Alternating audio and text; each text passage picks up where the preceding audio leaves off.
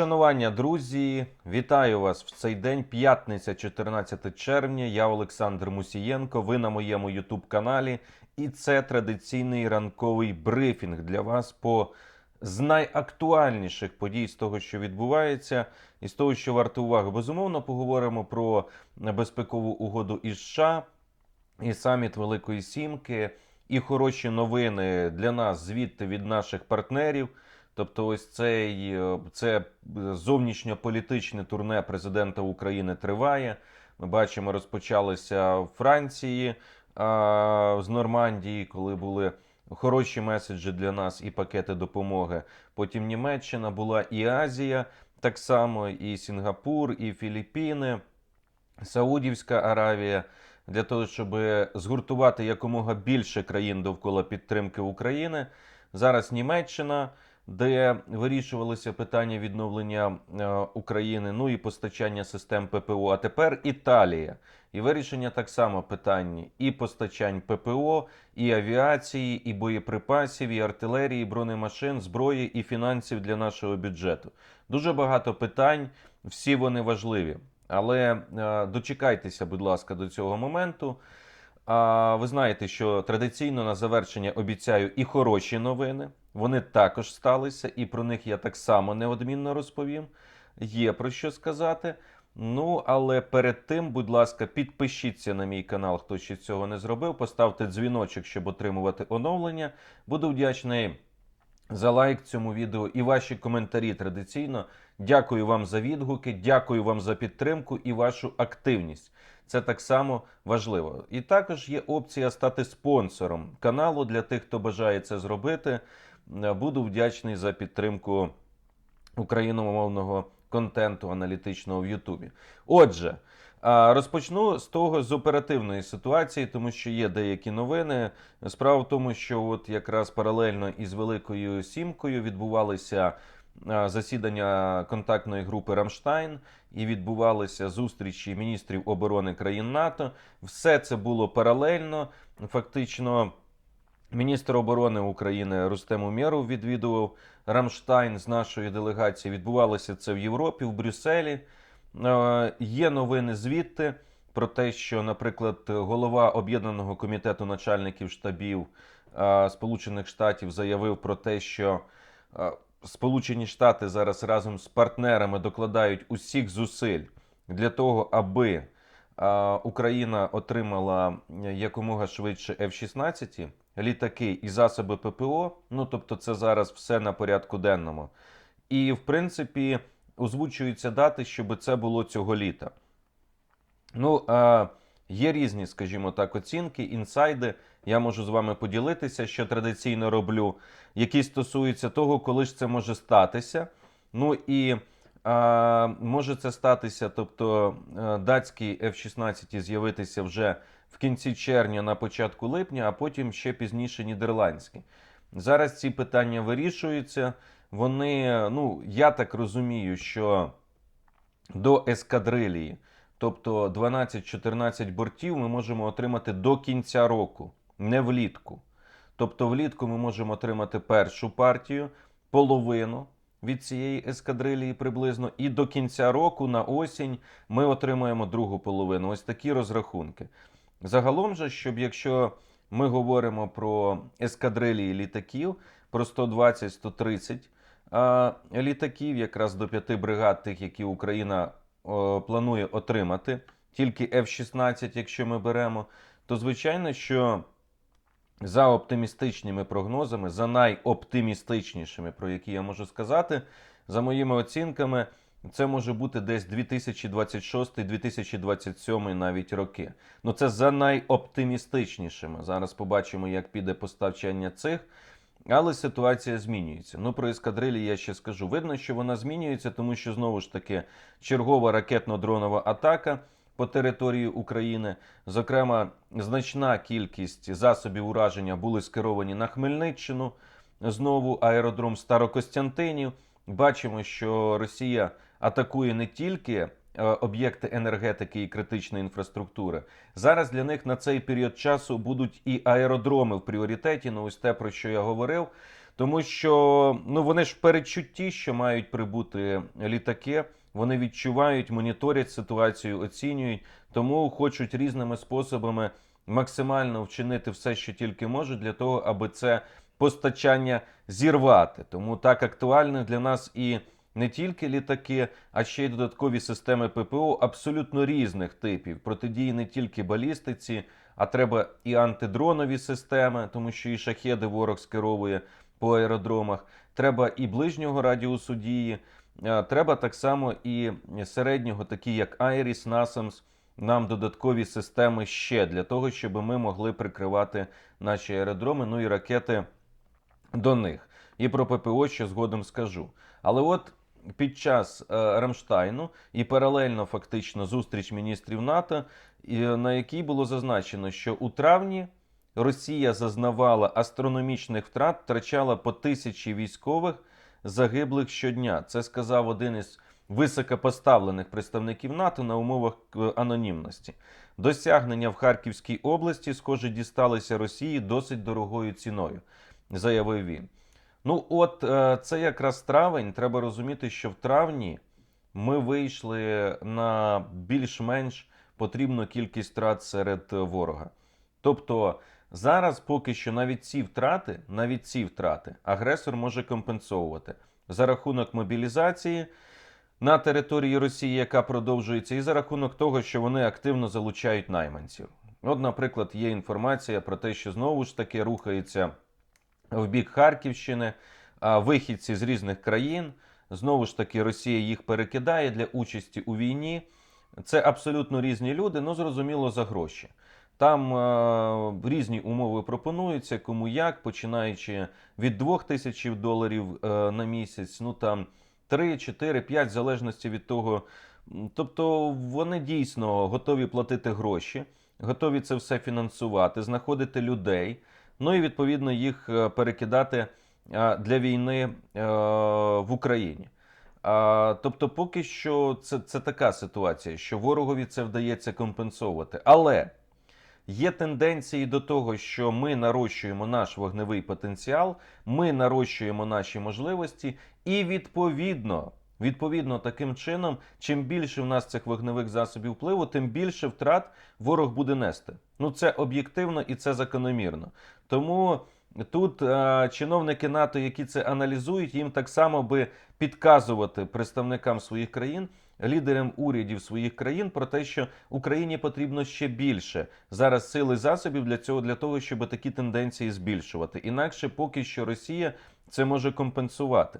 Разом з тим, що можна ще додати із того, що відбувається, що Росія перекидає додаткові підрозділи, знову ж таки, це ще до плюс тих, про які я говорив, із Донеччини на Харківщину, що свідчить про те, що українській обороні вдається сковувати підрозділи ворога, вдається стримувати їх там. І Росія задумувала цю операцію для того, щоб розтягти українські сили оборони, нанести втрати, просунутися далі вглиб української території і фактично зруйнувати обороноздатність українських військ і втягти в позиційну війну. Але зараз вони вимушені самі реагувати і маневрувати своїми підрозділами, передислоковувати їх з Донеччини, де дуже гаряче, де тривають дуже важкі непрості бої, і наші сили відбивають численні атаки.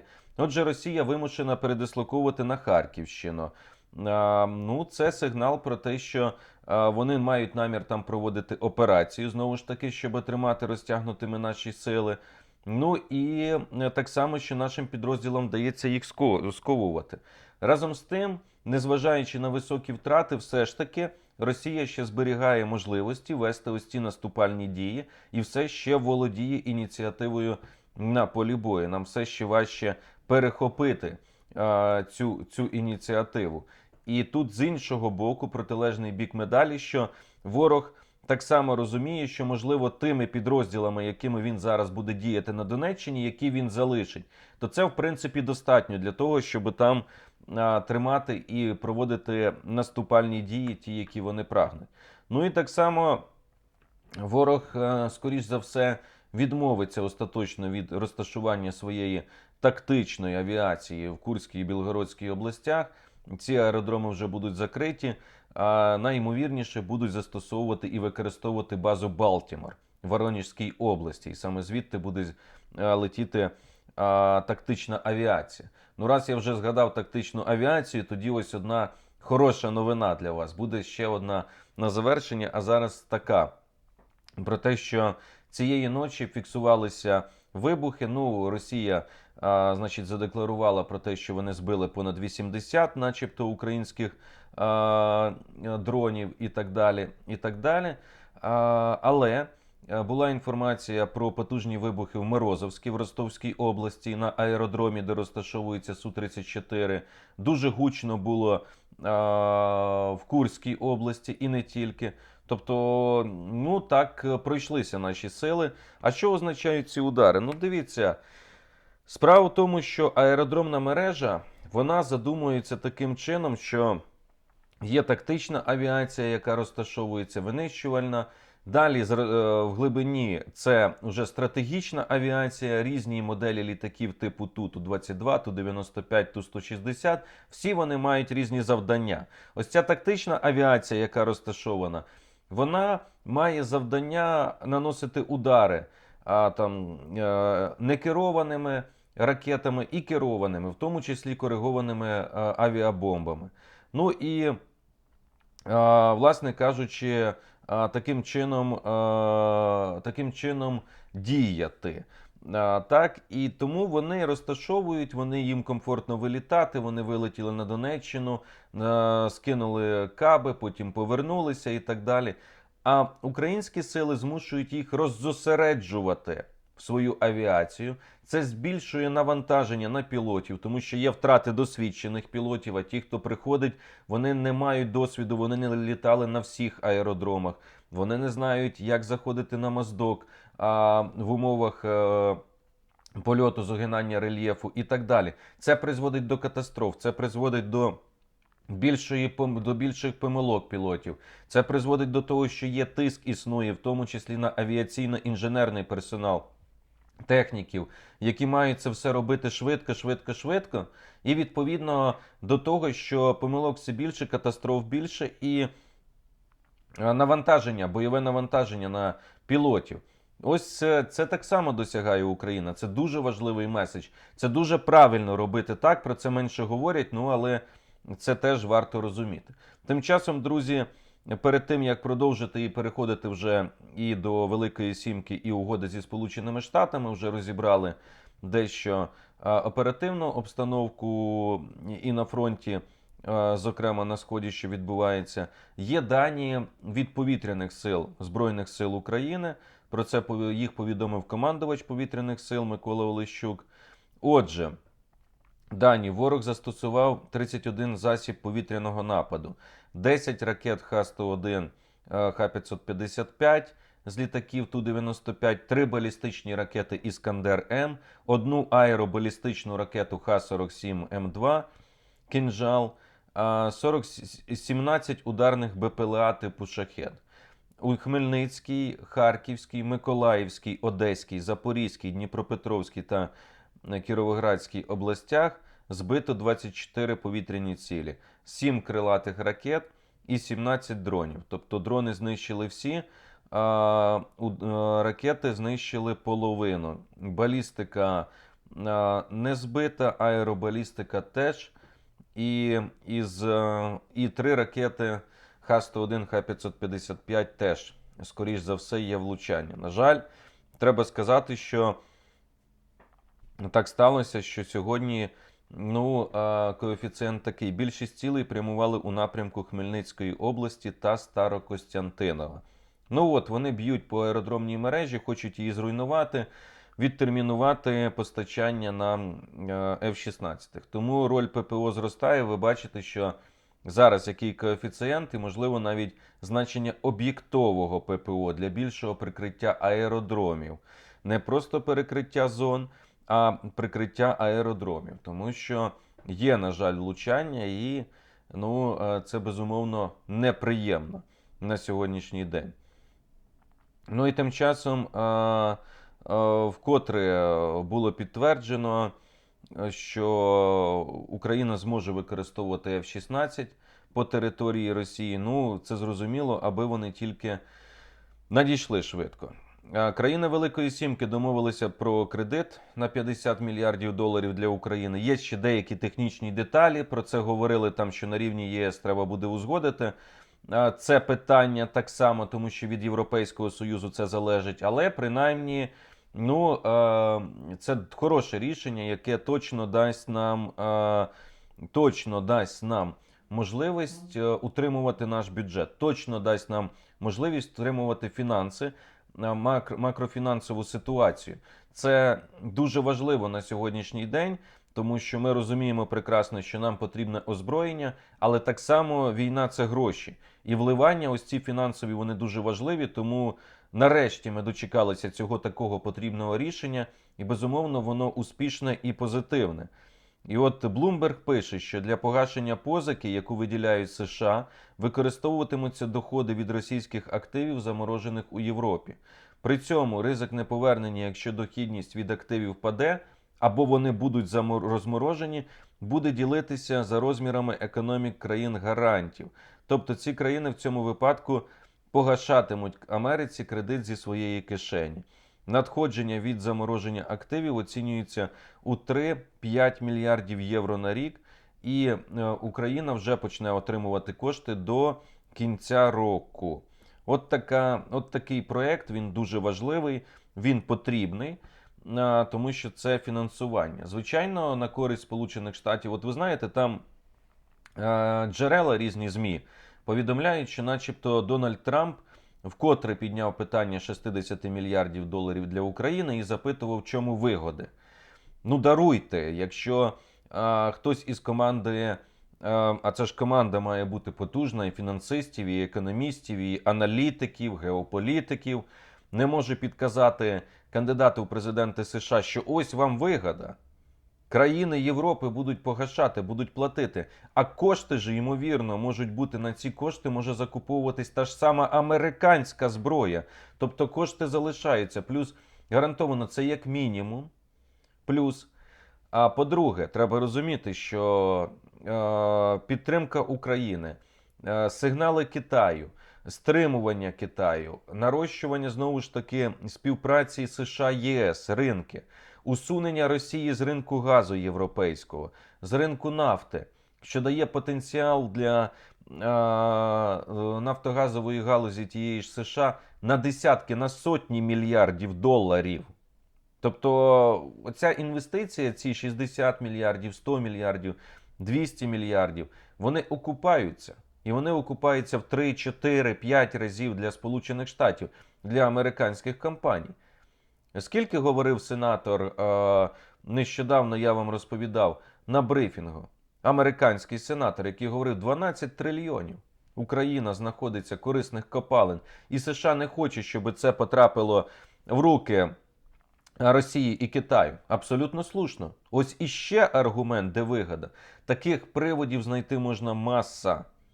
Крім того, що треба розуміти, що внаслідок погіршення економічної ситуації, істотного погіршення в Росії, вона буде вимушена шукати з часом. Не зараз, так після Путіна.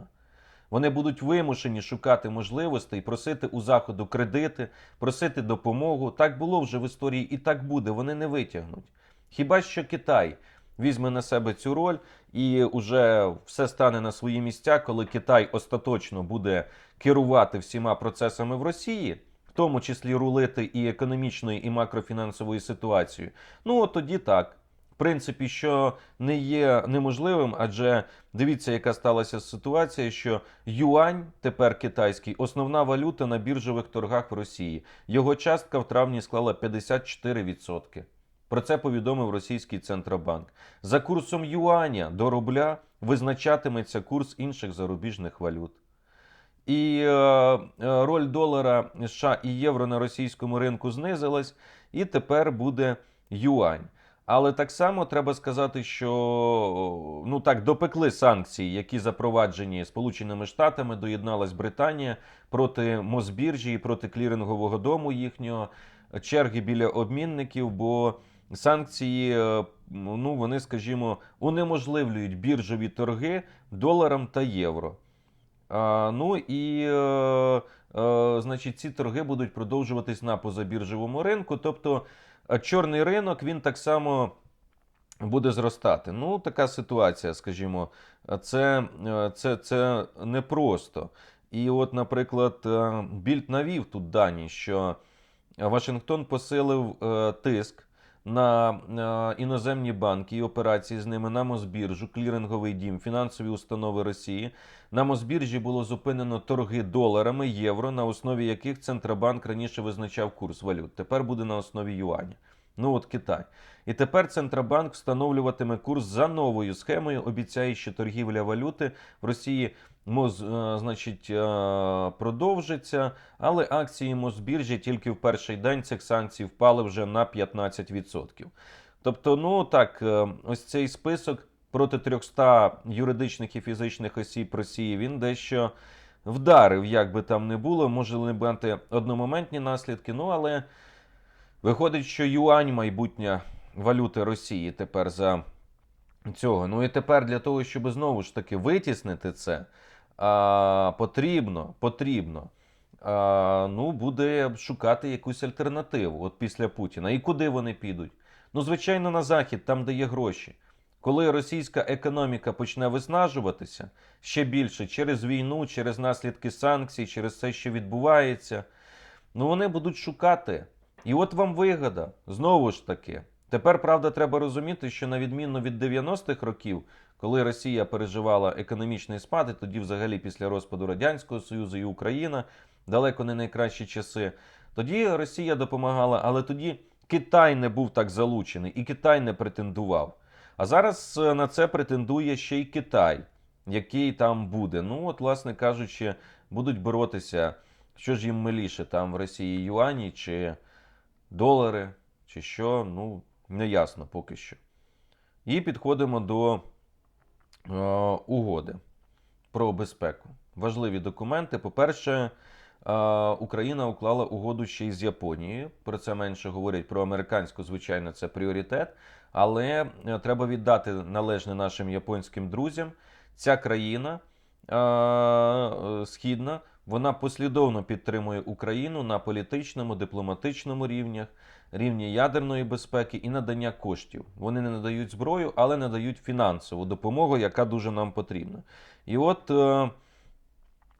значить, в рамках цієї угоди Японія виділить Україні 4,5 мільярди доларів цього року і гарантує підтримку, фінансову підтримку в розмінуванні, в гуманітарних аспектах, допомозі на наступні 10 років. Це важливо і, безумовно, Японія так само докладає зусиль для того, щоб ну, в рамках і Великої Сімки, і на інших форматах міжнародних Україну підтримувати. Вдячні за це. І підписана 10-річна угода про безпеку зі Сполученими Штатами. Документ, який в Італії був підписаний, скріплений підписами президентів України Володимира Зеленського та Сполучених Штатів Джо Байдена. Дуже важливий документ. Я прочитав все уважно. Раджу тим, хто цього не зробив, так само, хто матиме час ознайомитися. Документ важливий, оскільки він підтверджує всі ті документи і хартії про стратегічне партнерство і так далі, які вже були укладені між Україною та США, і які продовжують діяти спільно з цим документом, спільно з цією угодою. Там визначається перелік інструментів, які США надають Україні для захисту від майбутніх агресій і гарантування безпеки. І ця угода фактично є ізраїльським варіантом. От нам дуже часто говорили, от Україна має ізраїльський варіант тепер.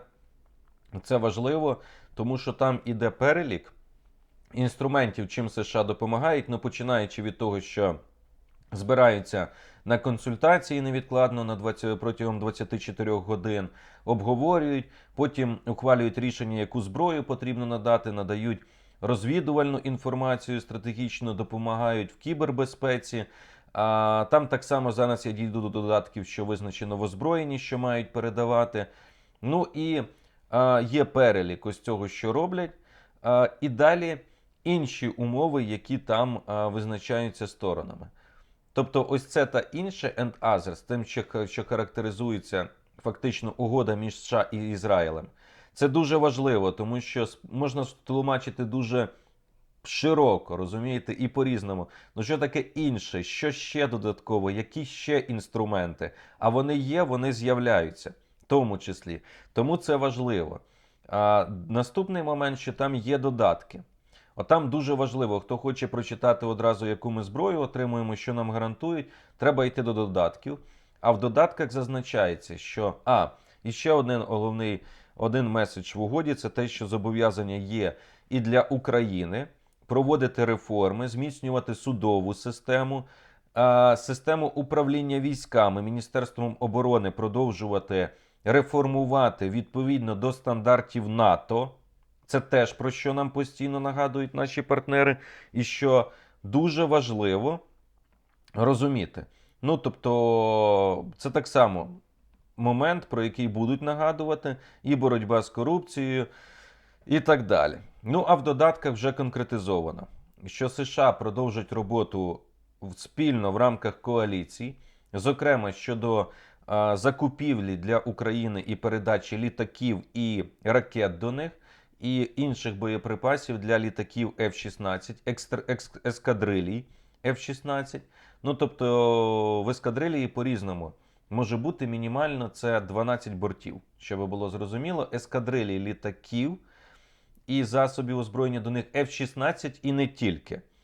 Ну, я маю надію, що ми все ж таки вийдемо на якесь розуміння, що має бути там F-16, А-10, можливо, було б непогано, можливо, це натяк на А-10 штурмовик американський. Це було б дуже непогано на заміну нашим Су-25 в майбутньому, або на підтримку нашої такої штурмової бомбардувальної авіації. Дуже потужні літаки, хоч і старі, але вони досі перебувають на озброєнні в США. Бо вже ми це маємо, є ще міражі, звучали гріпени, ще там Аргентина нам хоче скинути якийсь баласт, я думаю, не потрібний ось того брухту, який в них залишився у вигляді літаків протичовнових. Ну, сподіваюся, ну не знаю, якщо вони там хіба в нормальному стані, і військово-морські сили візьмуть їх як морську авіацію, ну, можливо, не знаю, на баланс до себе. От цих 5 протичовнових літаків. Бо треба розуміти, чим більше бортів, чим більше різної кількості, чим більше різних моделей, тим більше навантаження на персонал. І тим більше треба навчати, тим більше це займає часу і розтягується в постачанні. Але це дуже добре. F-16 зафіксовані, ескадрилії є цих літаків. Це позитивний меседж. Те ж саме стосується систем протиповітряної оборони. Зафіксовано, що це мають бути і Петріоти, і інші, які Сполучені Штати мають поставити. Президент Байден сказав під час прес-конференції з українським президентом, що США призупиняють постачання за іншими контрактами в інші країни зараз систем ППО для того, щоб забезпечити пріоритетне, першочергове і оперативне постачання це Україні. Це важливо. Так само там йде мова про маневровість, тобто про сухопутну складову, що допоможуть нам укріплювати наші механізовані підрозділи США танками, бронетехнікою і артилерія. Артилерійські системи і снаряди так само передбачені, які планують збільшити постачання. Тобто це все фіксується. Є зобов'язання і по зброї. Відтак, це документ, це угода дійсно важлива. Вона в певному сенсі історична, вона потрібна, вона корисна. І набагато краще, що ця угода є, ніж щоб її не було. Звичайно, це не договір, він не ратифікується парламентом, але він реєструється в ООН і повідомляється про те, що у нас виникли такі взаємовідносини. Тому я вважаю, що це дійсно підтримка і на шляху до НАТО, тому що ця угода так і зазначає, що це міст фактично, що ми йдемо на шляху, що ми йдемо шляхом до НАТО, і ця угода буде діяти, так само сприяти нашій інтеграції. Зокрема, там є трек про реформи. Тому це дійсно хороша новина, і будемо розвивати наше стратегічне партнерство зі Сполученими Штатами далі, але не тільки з ними, тому що прем'єр-міністр Британії Ріші Сунак на саміті Сімки в Італії оголосив про виділення допомоги Україні у розмірі 242 мільйони фунтів стерлінгів, це приблизно 309 мільйонів доларів. Так само те, що нам дуже корисно, потрібно, і, власне кажучи, звичайно, буде використано безпосередньо для наших потреб. Ось така ситуація. Ну і те, що іноді залишається за кадром, але я вважаю за потрібне звернути на це увагу, друзі. А ми можемо це недооцінювати, але повірте, це позначиться так само на нашому майбутньому, на майбутньому усіх. І це так само потрібно ставити в майбутньому претензією до Росії, стягувати з них збитки, шкоду, яку вони завдали, зокрема, екології і навколишньому природньому середовищу своєю агресією, своєю цією війною. Тому що війна в Україні посилює кліматичні проблеми у світі. Про це повідомляє The Guardian.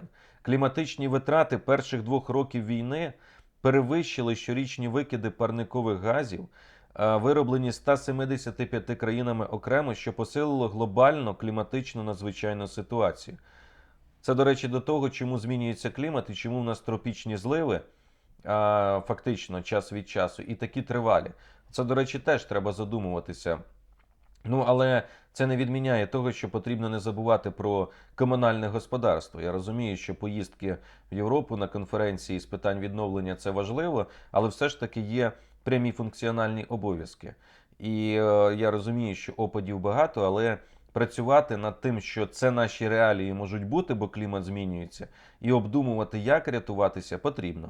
Як і просто продовжувати роботи відповідні. Так от, війна призвела до утворення щонайменше 175 мільйонів тонн еквівалентного вуглекислого газу, що відповідає пробігу 90 мільйонів бензинових автомобілів на цілий рік. Це використання палива військовою технікою, доставка на фронт, виробництво зброї, відновлення зруйнованої інфраструктури, пожежі після обстрілів, зміна маршрутів комерційних літаків, удари по енергоінфраструктурі і так далі. Ось це теж те, над чим треба думати. Які збитки Росія завдала в планетарному масштабі. Тому ось ця стаття, яка має бути спрямована, я думаю, перекладена і розширена всім представникам лівих рухів, зелених партій по світу, які мають Greenpeace зараз має штурмувати вкотре російські дипустанови і так далі, і нагадувати світові ось про це. І це підстава для додаткових санкцій і тиску на Росію. І на завершення хороші новини я обіцяв. У Москві палає конструкторське бюро Сухого, провідне фактично в авіації російській. Щось сталося? Можливо, наші диверсанти, підпілля, і працює наша розвідка успішно настільки, що вербує фактично людей там, які здійснюють ці дії. Це дуже потужно, і в Воронезькій області горить нафтобаза. Ну ось так. А на сьогодні брифінг завершено. Дякую, бережіть себе і слава Україні!